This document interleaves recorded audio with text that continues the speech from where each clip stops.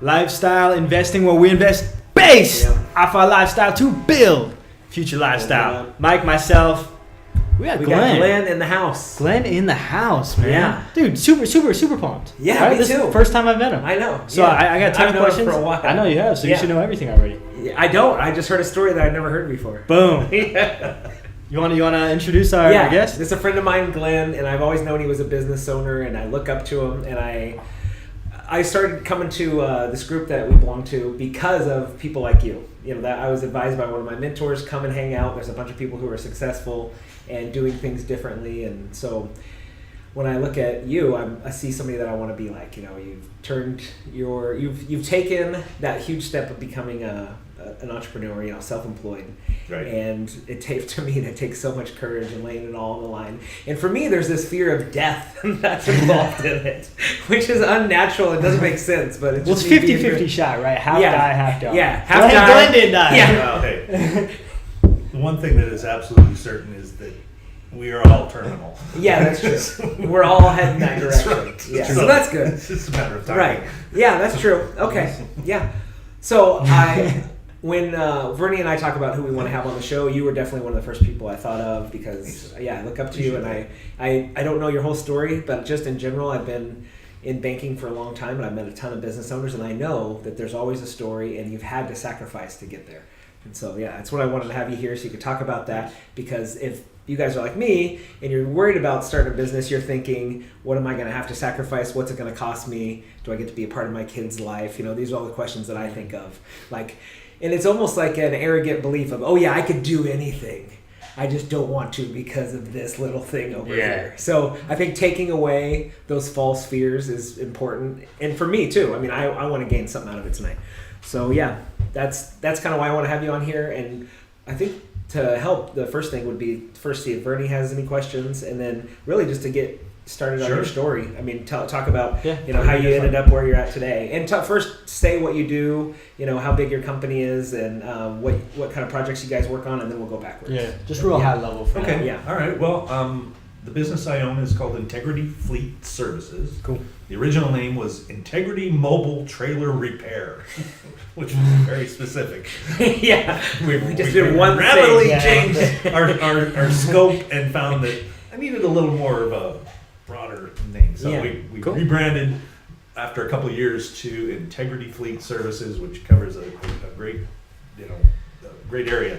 What we do essentially is we repair and maintain commercial equipment of all types, trucking and trucks, trailers, forklifts, you name it. Whoa. So, I thought you were in construction. No. That's what I always did. That was the first thing I said. I was like, how long have you been in construction business? He's like, I'm not in it. Yeah. It's like, are you the right at the wrong house? Get out of my house. No, and it's funny because I might as well be, and I say that because I know about as much about construction as I did about what I'm in originally. And that's kind of one of the messages I have too, is that you don't have to be an absolute expert in a business to be in a business. Yeah, we've learned that. Yeah. We've talked to guys who started, one guy that started a moving company because he'd been reading success books since he was like 16. He's like, okay, I've saved up a bunch of money. Right. I need to start a company. He met a guy that was managing a moving company. He's like, you want to start your own business? And the dude's like, can I? And he's like, dude, yes, let's do it. And they're super successful. I mean, crazy. Exactly. You hear all your life, do what you love, pursue what you. If I did that, I'd be a professional basketball player, right? That didn't happen. It was never going to happen. Well, so, you go. It's like, man, you just take that leap and say, okay, I can do this. Kind of what I was going into earlier about, having that faith and belief and convincing yourself that this is going to work. But for me, it really came out of why I started it was. The company I was working for decided that they wanted to get out of the trailer rental and leasing business. And so I'm like, oh boy, you're 50 years old. You're 50 years old. You never finished college, so I have no degree. I've progressed to a pretty high level with this company, and I'm gonna end up out on the street in the recession with basically making half of what I'm used to making. And can't do that. I can't, afford to go out there and put my paper out on the street and go through that desperation. And I was not going to. So when I initially started hearing about this, I started spitballing ideas with a couple of the other guys early on about what we were going to do. And my thought all along was, why not start something ourselves, And originally the thought was we were going to buy the trailer rental branch, the whole branch, all the trailers, all the equipment, and just run it ourselves. And that would have required probably $7 to $8 million. Wow. Okay, so, but I was still, I was willing to go down that road and see where it led. What kind of financing or whatever, Can you, and sorry to interrupt, can you explain a little bit of what you were doing at that branch or at that trailer? Just to have a better... As my role or what we did in general? Yeah, I guess what you did. Well, we leased trailers to anybody who needed them. Anywhere from we had long-term leases to Costco, the U.S. Postal Service, and a few other companies that probably aren't as familiar to you, but a lot of companies like that have private fleets. But then we also dealt with trucking companies who needed it on a more rental basis, where I just need them for a couple months or a couple weeks, coming through even a day. We have everything from 1 day to 5 years. Oh, okay, so it was part of GE Capital. And it was the truck and the trailer, or just the trailer? Just the trailer. Okay. Just the trailer. Okay. So your initial thought was to buy that and do exactly the same in this region, and the reason I thought that is because this market is kind of and it's isolated up here. We're up in the northwest corner, and we're kind of attached with Alaska in ways that people maybe don't realize. Because there's one company in particular, Total Motion Trailer Express, that runs a boat ships up to Alaska, and they're called roll-on, roll-off ships. When I was on Duwamish, I saw a bunch of them getting loaded up with school buses and all kinds of cool stuff. Yeah, they just drive it right on. Yeah. Unlike the container ships where they put on a container, they just drive the trailers right on there and drop them, and boom, they come off. They're on their way to wherever they need to go. There's not any of that shuffling around like they have to down at the port. So it makes them unique anyway. So that was a big part of our business, and I was going to say, well, we stay in this. We'll stay focused with Totem, some of these others that we've had good relationship. We don't have to have national reach in order to be a viable player. We can be a regional company and still do fine. But again, I think my desires and the reach was a little. A little more than I could chew. It was at least by yourself. Yeah. I would have needed to round up some partners, and they're really, at the same time, I'm still trying to keep this branch running and do all the things that are needed there. And we had about 20 employees, and actually, I had several branches. I had Portland, Seattle, or Tacoma, Portland, Salt Lake City. Oh, wow. And I was helping out in Northern California. So, I was bouncing around a lot at that time. So, and trying to get a plan going, a business plan. Well, part of our business also, besides rental, was doing the maintenance. So we had this fleet of close to 2,000 trailers needed maintaining, constant, maintenance and repair. It comes back off rent, and some driver just tore the side out of the trailer. Well, it needs to be fixed. Every trailer has to have an annual inspection. These are not sexy businesses. It's not. No. But it's stuff that has to be done. Mm-hmm. It's got to be done, and it's got to be done right. And it's got to be done with expertise, and it has to, be done reliably and safely and all those things. And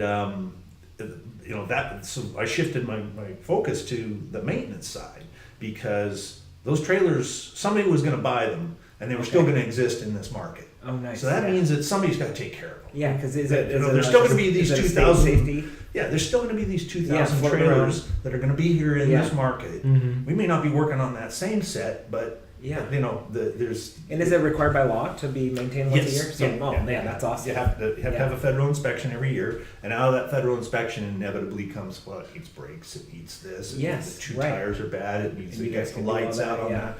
We do all those things. Yeah.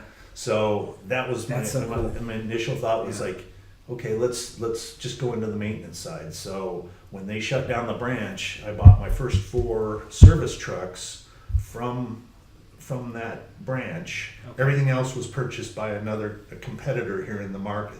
They purchased all the trailers. A competitor is in a rental competitor? Yeah. Okay. So not a servicing competitor, or maybe a rental and service. No, mostly rental. Oh wow, Yeah, that's they good take for care- you. Yeah. So That's we were awesome. going into a different market, definitely. So I got the 4 trucks. Need people to be in them, so I recruit 4 of the best mechanics I can out of the group that we Yes. had there. And how'd you do that? So like for the people that I took them down to. I remember there was 5 guys that I wanted, and we all went down to Luigi's Pizza in Fife. okay, yeah. And I sat down there and I pitched it to them. I said, "Here's what I want to do. Wow. I'm going to buy these trucks." And how many months did you have until it was the? You don't know how close this was, because not only was I getting the trucks from there, but if I was able to pull this all together, I would get the contract to maintain the trailers at the U.S. Postal Service. Whoa, because they need. But I had to be ready the day after the deal went down. Oh my gosh. So all this was happening. I got a lot of help from the Small Business Development Center in Tacoma. Okay, we've talked about them last week. Gentleman named John Rodenberg Okay. helped me out a lot. John, if you're watching this, thank you.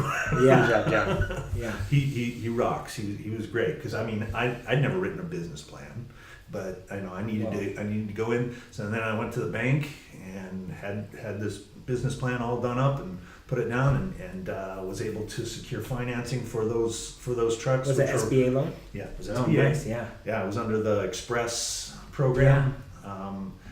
So I got that initial loan, Which was like $250, or how much was it? Actually, it was less than that, because Okay. I put in quite a bit of my own. And this is I the other remember, piece. but I was doing SBA loans, but in like 2007 ish. So this would have been around that same time. Is that? No, it was 2011. 2011. Oh, okay.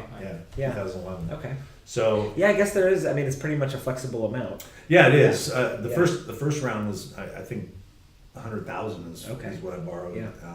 I sold a rental house that I had. So I had 50% interest. I sold my interest in it to the person who owned it, and then also dipped into a lot of savings myself. Yeah, right. And away we go. So And at that point, you had secured the 4 service trucks.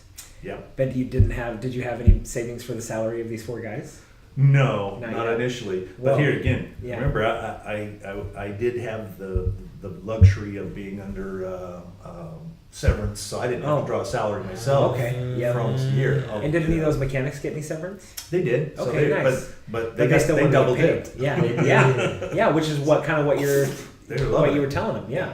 Said, "Come, Dude, I'll pay yeah. you. And you're still You're gonna gonna get get your your severance." And so one of the guys didn't go. And then how close was this? I mean, it was like right down to the wire. It was like, right down like to a the couple wire. weeks before. Yeah. And That's awesome. I had one particular key individual who's now my operations manager. That he was really the linchpin of it. That if he didn't come aboard, I probably wouldn't have done it.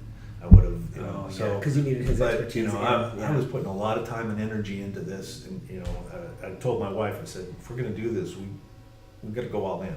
I mean, we got to throw it all in there, and we did. I mean, not all. That's, Well, what was the backup Didn't plan in work. the back of your mind? Yeah, what was the backup plan? I had no backup plan. Okay. Yeah. I had no You would have backup figured it out. That's what humans do. Here's right? the thing. Yeah. Here's what I've come to think about how this whole thing came in, is that I probably had 6 or 7 really juicy opportunities come my way over the years. And I've always had kind of that entrepreneurial spirit of wanting to do my own thing or whatever. But I just didn't have my eyes open to them. And I wasn't desperate enough. And I wasn't driven. Desperate is maybe not the right word. But there is a certain amount of that says, you know what, I've got to do this now. And that's what happened. It came along at the time when I had to do it, and the decision was like easy to make. Let me ask you this: do you feel like if GE still maintained those lots where you were working at, would you still be working there? Mm-hmm. Yeah. If they had stayed in that industry, I don't think I'd have left. Until retirement. No, I wouldn't have. I would stay there. Just honestly. Yeah. Because it was a great job. It was a great gig. I mean, I was making great money, had, company car and all those things. So there was no incentive to leave really, other than if I wanted to maybe go into some dream business, that makes no money and I'm gonna make, handmade pallet shelves or something, sell these at the make art out of pallets. Yes, exactly. Right, yeah. Take old pallets. I'm gonna be the happiest guy in the world. I hodgepodge them, and then I do old Chinese cartoons. I shellac it. And then shellac it. And put it on I have old ladies that knit little doilies and we hang them on there. And nobody buys them, but I love it. But it's my dream job. I'm working on my dream job. So, but the fact is it didn't roll that way. So, did it force my hand a little bit to go that direction? Yeah. If something else would have happened, maybe I would have. But if everything would have remained the same, no, it wouldn't have been wise probably to walk away from what I had at my age. Then, if it were younger, I think I would have. If I were your age, I think, that's again. I don't think I recognized those opportunities that were coming to me when they did. Right. I didn't have my eyes open. So if I had it to do over again, I'd be more focused on those opportunities. The 6 or 7 juicy ones. They come along. Yeah, I do. I have 2 questions. Have your eyes open for them. That I want to ask. So they're non-related. So one I'm gonna keep in the back of my head. But one I'm gonna ask. So, do you feel like there's an age to starting a business, or do you feel like there's an age that you hit that you shouldn't start a business? Because you just mentioned something saying like, if I was your age, then maybe I would have done it. Well, let's put it this way. When I started my business, it was 3 months after I had just had a major health issue with the ticker, and I mean, life and death type thing. Okay. So. And I don't know, maybe that was kind of a wake-up call to say this is, that may be part of the impetus for doing it. But I think that, and when you're younger and you have that energy and you have that there's less worry about those types of life issues coming up. There just is. Yeah. So I'm going to live forever, Glenn. Did you not know that? Yeah. Good, I'll be there with you. Yeah, exactly.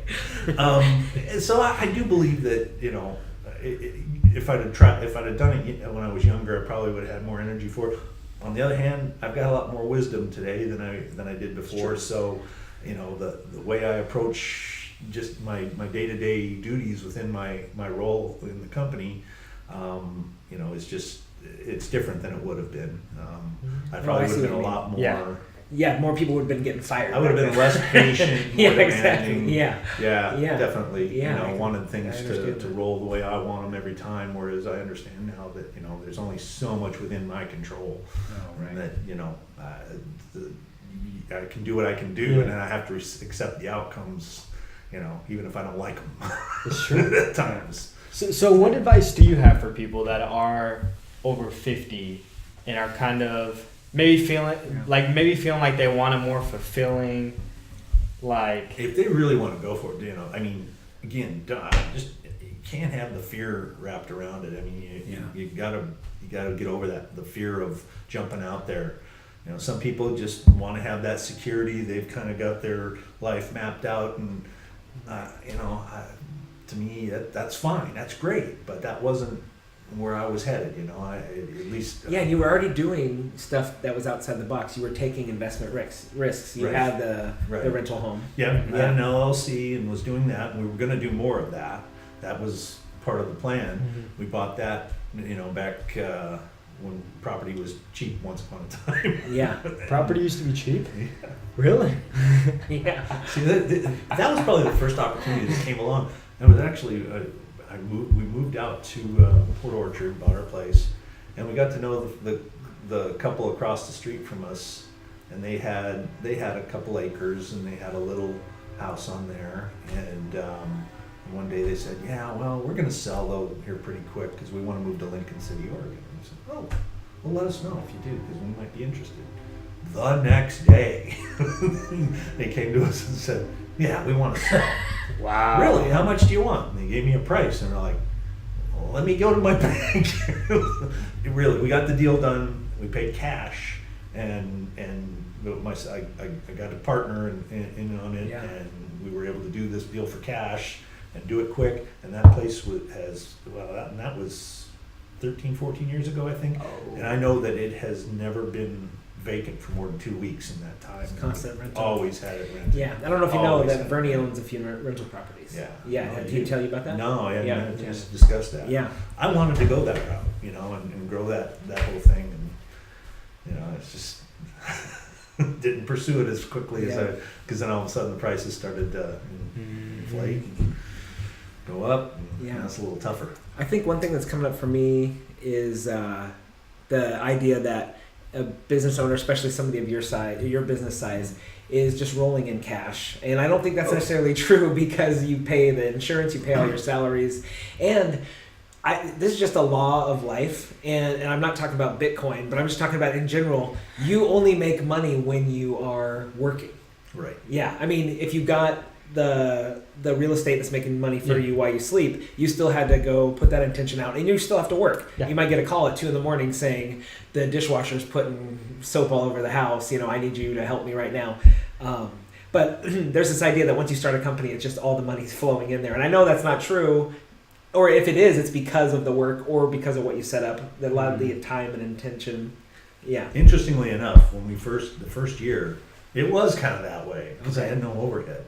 I had those 4 trucks and I had those mechanics. I worked from my house. The truck stayed at the one big customer, which was the U.S. Postal Service up in the Federal Way. That's a good account. So they just sat there, and then the guys would go there every morning and do their thing, and they'd fax me their stuff, and I'd get it entered in and billed, and it was so really great. Once you grew bigger, it started being more of a pain in the ass, definitely. More cost. Because within about a year, we always knew we needed a shop.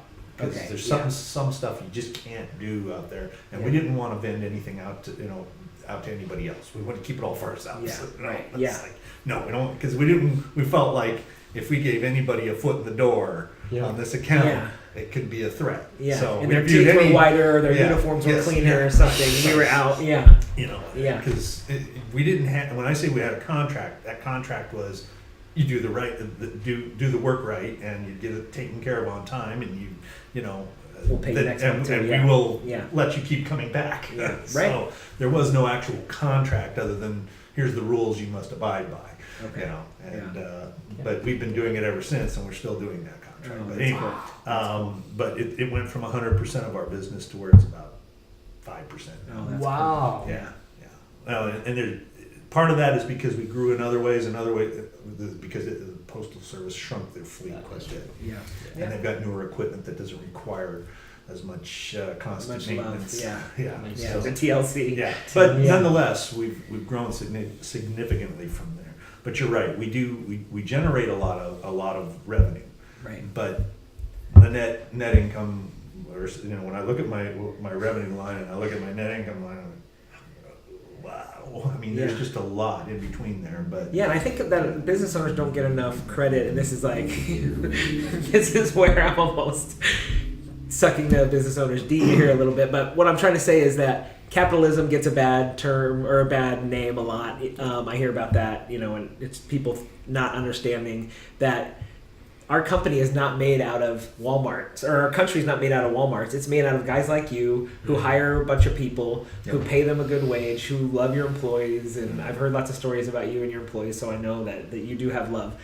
So it's that's what our country is made out of, not these huge, quote, evil corporations. I agree. So I agree. And the reason why I brought that up is because, like you said, on paper, the net or the gross revenue versus your net, that's you putting in all that time and energy and effort to make sure all these people are getting paid. And when I write out a $16,000 check every month to Regions Blue Shield. Oh right, crazy. To provide health insurance you're part of the insurance for my employees. It's but we built that into the model right from the start. It was so it wasn't so much pain. As soon as the guys no longer had coverage under their severance package, those original 4, I told them, I said, I will get you this coverage, and we did. And I'm glad we did it right in the early stages, even though I remember my insurance broker telling me, boy, you're going over the top.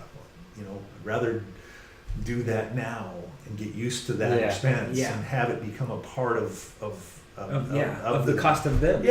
So it's built, and it just and I'm glad we did that because it allowed us to attract better talent overall,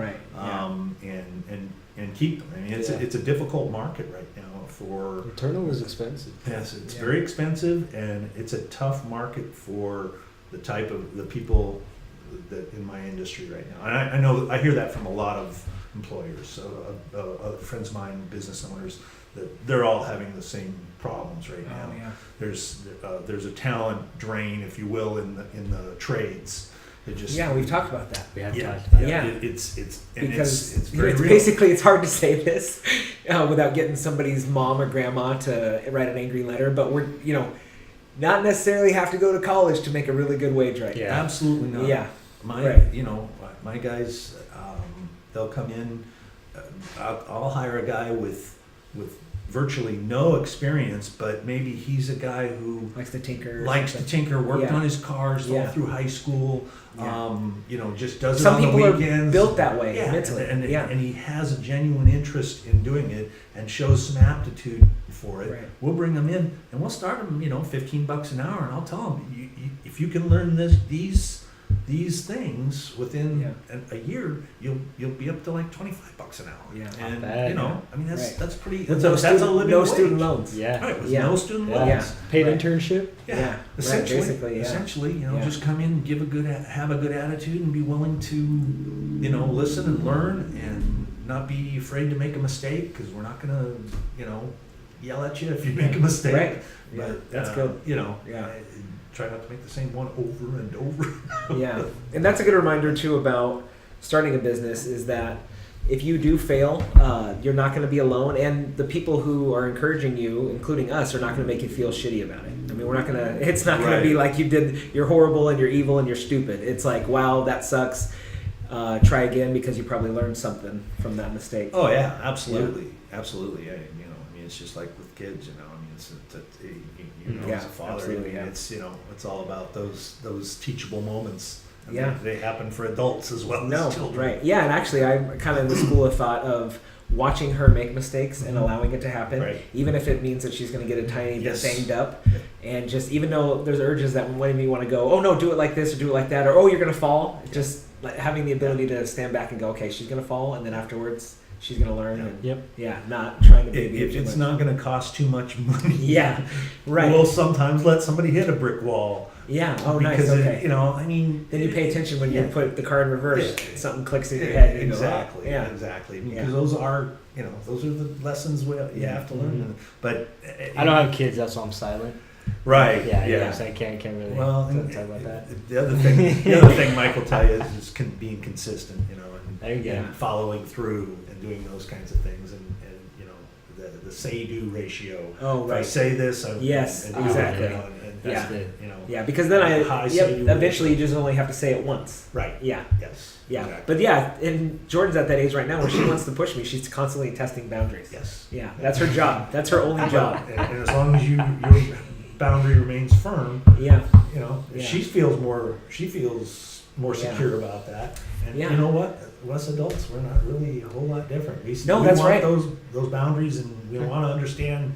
Where am I? What's going on? Exactly. And the thing that's coming up for me most in raising Jordan right now is making sure that I'm in the right mindset in the morning, because that's when we have a lot of challenge. Because I can get triggered. I'll try to wake her up in the morning. She won't be excited to get up or anything, and then I'll start like in this stress freak out mode. And then I just remember, okay, breathe, walk away, because I know that she'll respond differently to me if I'm stressed than if I'm just cool and calm and just have this different attitude. Right. No, you're right. Yeah, that reminds me of mindset.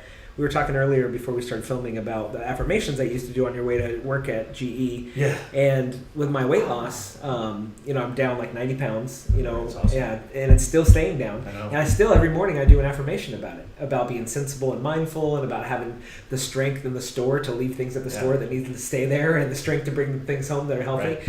And so I do talk to myself out loud about that every day. And I think that's an important part where you can start right now, which is visualize yourself in that next space, talk to yourself about it, and do some of that stuff. I'm confident and I'm worthy. Like I said, I'm confident, capable, hardworking, and humble. That was my first kind of mantra or whatever. Yeah. I didn't know what to call it. Right. All I know is that I had to program my mind with some positive words and thoughts, and it worked. How long did you do that for? Oh, I would say I still do it from time to time. I still, if I'm just feeling a little unsure about myself, there's doubts creeping in that I'm dealing with a situation that I don't feel I'm capable of handling. I'll pull those things out, Yeah. And it still works, I mean, it gets me back into that. No, you can do this, man. You can handle this. It's not above your head. And I really believe that the negative thoughts that we have were put there by some other person that we gave authority to in our life, either a teacher or a parent, somebody that we thought, wow, you have a lot of authority and power, and you said something that's hurtful, and then that's the voice that keeps going in my head, and eventually it turns into my voice. But yeah, that's how I change it. I change it into my voice saying good things about me. Yeah. And then here's a freaky one that kind of going on parenting, but just to give you insight about people in general, is that the way people talk to you is how they talk to themselves. Isn't that freaky? Like somebody was, I know, a friend of mine was telling me, the way people talk to you is the way they talk to themselves. Yeah. So if you're experiencing a guy that's being a jerk to you, it's probably because he never gives himself a break. Every time he looks in the mirror, he's thinking those thoughts about himself. So that helps me have compassion on people and some forgiveness. Yeah, it's interesting. And it's something that a friend told me, and it blew my mind. And actually, I had to unpack it a little bit because they said it in the context of your parents see you as an extension of themselves. And so they're going to talk to you like they talk to themselves. So if you remember those times where your parents were saying things that were hurtful, that's how they think about themselves. And I know that translates to people because I have... I know from my own experience, I project onto people. Whatever I believe about myself, I start believing about the world. And so it's good to remember the flip side of don't let other people's thoughts and behaviors affect how you think about yourself. That's them in their own head. Dude, that's powerful. Yeah. I love that. Yeah. And the other side of that, what you think of me is none of my damn business. Right. Yeah. You know what I mean? Yes. Because I'll be all caught up in what you're thinking about me. Yeah. And it's like, wait a minute, that's Mike's business. Right. No. Yeah. So, but I think that's how, especially with family, and if we're talking about starting a business, family and friends, they're afraid for you. They're afraid you're going to lose your savings, or they're afraid you're going to end up homeless or starving. So they may say things out of their own fear, and it may be hurtful. And then I, at a meeting actually on Sunday, I heard somebody say, and I know you've heard this before because you know who I'm talking about. Said if you realize, or you wouldn't care so much about what people thought if you realize, or thought about you if you realize how little they did. You know what I mean? Yes. Yeah. Yes. People, they're too busy thinking about themselves. That is true. It is. Yeah. It is. Yeah. It is. It's like the classic when people go to the gym and they think everyone's looking at them. Oh, yeah, right. Like, oh, everyone's looking at me bench 25 exactly. pounds. Yeah. Nobody's looking at saw you. that. Yeah. Yeah. I play a lot of basketball, and that's that's what I'm always thinking when I'm running up and down the court. These guys that are your age, and I've got no business being out there, but Yeah, Vernie plays pretty regularly. Do you? Really? I try once a week. We'll have to talk about this. I'm down. Yeah. All right. I always down to hoop. Excellent. Yeah. No, I think we're pretty much out of time here. What else do we got? Vernie, you have any more questions? I do. There's one specific because so here on Lifestyle Investing, we talk a lot about when an opportunity comes, you capture it, right? And those opportunities come to each individual person, right? And each individual individual or you don't has, capture it, but then you don't regret have it later. Exactly. But we want people to start capturing it. Exactly. And we recognize we it encourage too. each other. Exactly. And seeing that competitive edge that one would have, whether you're at 50 or at 25 or you're a single father in their 30s, right? Everyone has their own different competitive edge. And so my question is, you mentioned a lot about like missing opportunities, and then an opportunity comes with like the property and then that business. So what advice do you have with seeing the opportunity, one, and then two, going after it?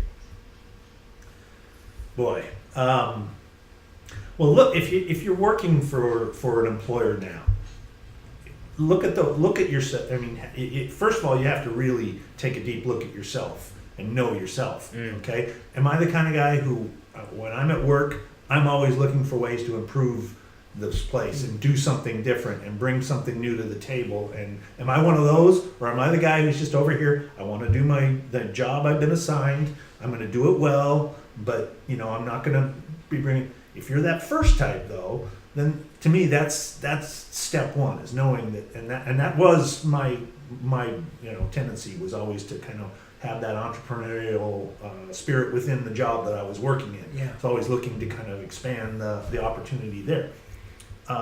So then after that, I mean, it's really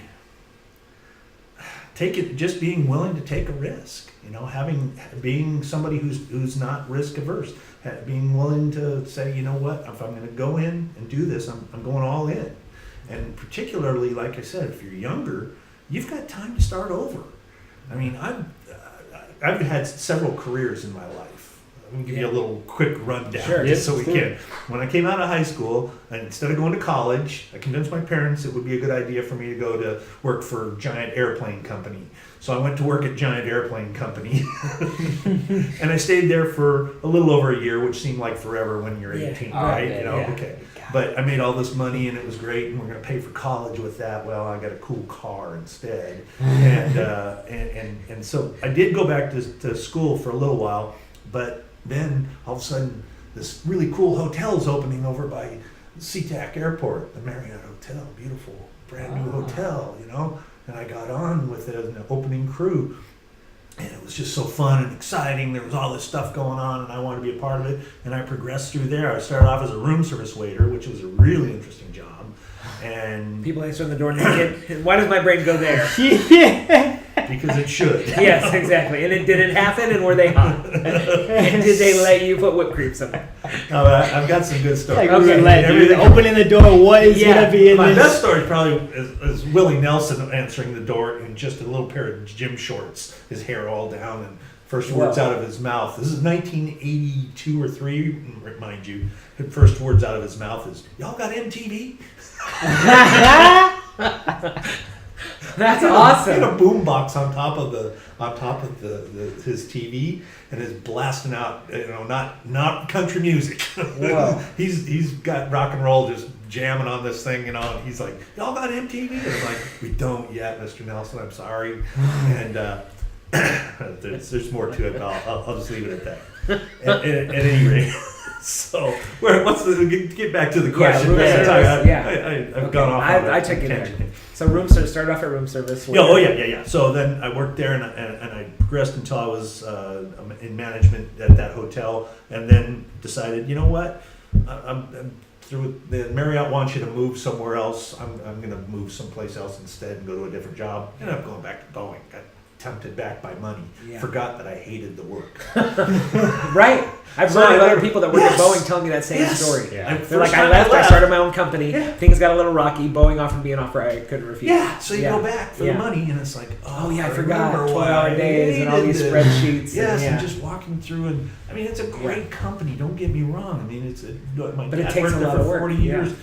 And everybody, all the families around here that were supported by that company, but it just wasn't for me, and I knew that because it kind of had you fit into the box there, and if you don't fit into the box, you're gonna have some struggles. Oh right, at least in the area that I was in, and working as an hourly employee.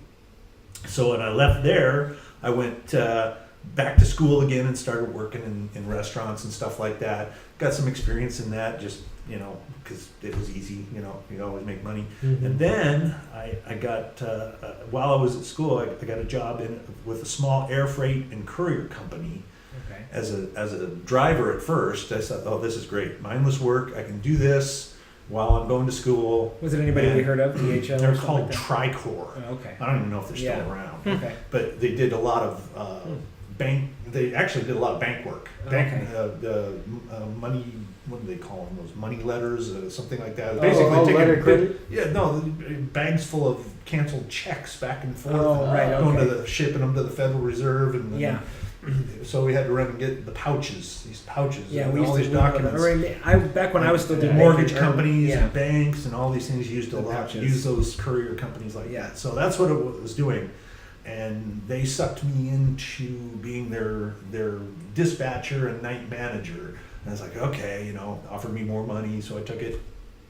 And that got me into the transportation industry. Okay. So that was my introduction into the transportation industry, and it was an interesting introduction, to say the least. Yeah, working night dispatch. Working night dispatch, I had a crew that was mostly, they were almost all people who had immigrated here from other places. I would say there was at least 6 different countries that were represented. Yeah. None of them spoke English as a first language. Yeah. And we had old radios that had real staticky on them. Oh God! So you couldn't understand anything. Why didn't you just took text them them? for You their should word. just text each other, right? There was no text. I know, I'm joking. It was so it was very challenging, but it was extremely rewarding. I had this crew. We had a great time. They were fun people. It was actually one of the more enjoyable jobs I've ever had. I had a lot of fun doing it, and learning about these guys. One guy from Ukraine, another guy from where was he from?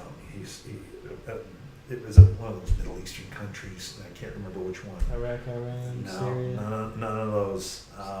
It's one that isn't usually in Saudi Arabia, Oman, Yemen. It'll come to me. Pakistan. But Where Borat's from? Oh, Yeah. And one gentleman from Korea and all this. So it was very interesting to hear all these different things. And one guys with different accents trying to talk to each other. Yes. Oh, that was. We had a gentleman who was from he was from Central America, and he had a very heavy accent. And I don't think he really, he didn't have a real good grasp on English language yet. And I'd hear people calling over to him, and he'd just answer yes, and like, oh boy, we better intervene here, because he did not get that at all. He was just saying yes because he's the one, so we just doesn't want to deal with it. Yeah. Anyway, so I got into the transportation industry that way. I then went to after that I went to work for SureGuard Storage. Oh right, yeah. Who you remember those guys, and helped them start that product of SureGuard Storage to Go, which was I put a lot of time into helping them develop the whole delivery system. But now they have Pods, which is just killing it. Yes. Well, Pods was just getting going back then. Yeah, so that would have been a huge competitor if they wouldn't have given up. Yeah, and I was actually SureGuard had a TV commercial, and I was on it. Whoa. That was kind of cool. Yeah, and I don't have a copy of it anywhere. Oh no.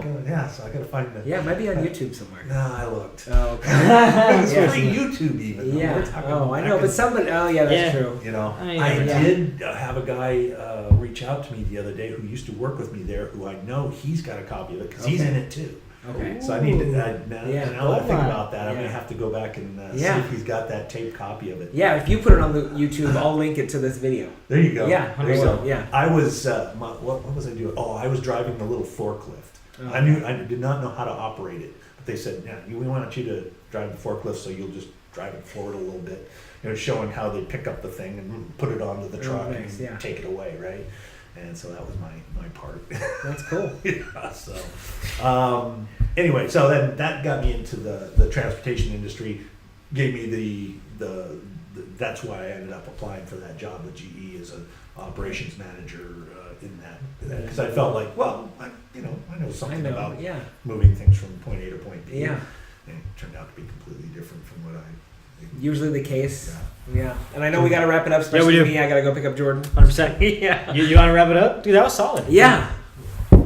Oh, you mean you want me to say stuff? I thought you were asking me if you want me to. No, I'm coming up with it right now. This is my style. I know. I appreciate the opportunity to.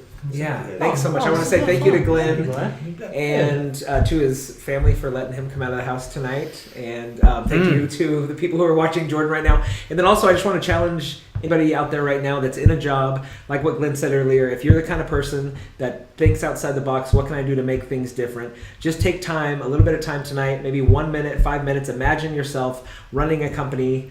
Don't worry about how you're going to get the money. Just start the process by seeing yourself do it. And I'm so glad you're here with us tonight. And thanks again to Glenn. And have a good night. Thank you. All right, guys. Peace out.